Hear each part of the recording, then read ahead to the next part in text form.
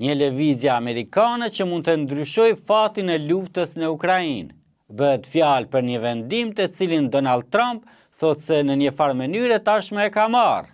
Ai ka të bëjë me çështjen e furnizimit të Ukrainës me raketa Tomahawk, të cilat vlerësohet se mund të ndryshojnë fuqishëm balancet e luftës Rusi-Ukrainë. Përpara se t'i dërgojë në Ukrainë, Trump ka thënë se ka një pyetje.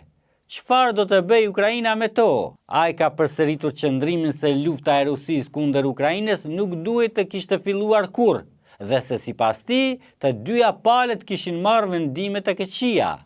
Ndërsa kur është pyetur nëse planifikonte të kufizonte rrezën e sulmeve të Ukrainës ndaj objektivave ruse, ai ka shtuar.